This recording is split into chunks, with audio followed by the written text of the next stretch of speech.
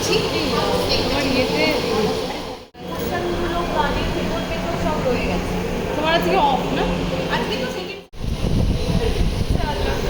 রং সত্যি প্রতিমদি। ও মাই গড, আগেই এসে বলে দিয়েছে। তুমি কি পরে আছো? হ্যাঁ, দেখে বলে দিয়েছি। ড্রেসিং সেন্সের ব্যাপারে অনুমেগা অলওয়েজ ফার্স্ট। বাইকটা বলো। তেজস্বতী হ্যাঁ, বাইট করো। যাই। ভাই আমার ফোন কাজ করছে না, এত নেটওয়ার্ক বাকি হয়ে গেছে।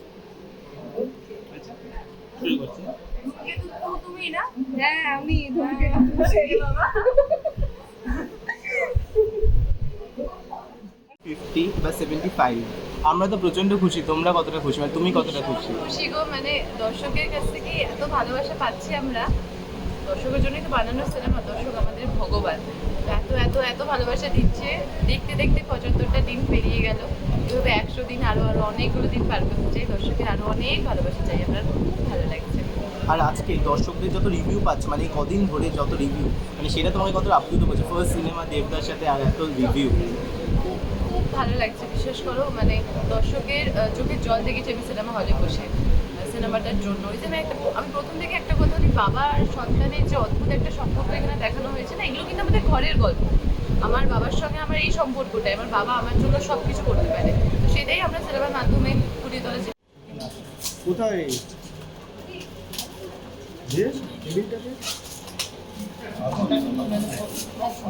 মন দিয়ে দেখছে এটাকে। ওটা ওয়াও, ওটা টেবিলটা ধর কেউ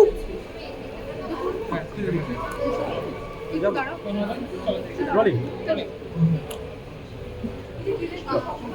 বাংলা ছবি চলে না, সেখানে 75 দিন সেলিব্রেশন হচ্ছে, এবং দর্শক তোমার কাছে প্রথমে আমাদের অবশ্যই কিছু চলে না, এটা আমাদের অবশ্যই বাংলাদেশের চলে রেশিওগুলো পার্সেন্টেজ এই ভালো ছবি যেটা দর্শক দেখার কিনে থাকে বা ইচ্ছে থাকে, সেই ছবি নিশ্চয়ই চলে। মানে আমি অন্তত এই কমপ্লেনগুলো করতে পারি।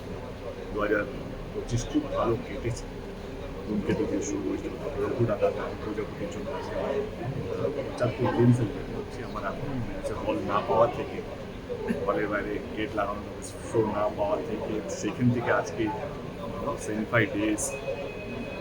আমার মনে হয় পুরো ডেটটা যায় বাংলা ছবি দর্শক যারা ভালো বাংলা ছবির পাশে থেকেছে এবং আমার পাশে থেকে কোনো একটি বলবো মানুষের রাস্তা, মানুষের বিশ্বাস, মানুষের ভালোবাসা, মানুষের আশীর্বাদ সবসময় সব ছবি দিয়েছে। তার জন্য মন থেকে সবাইকে ধন্যবাদ।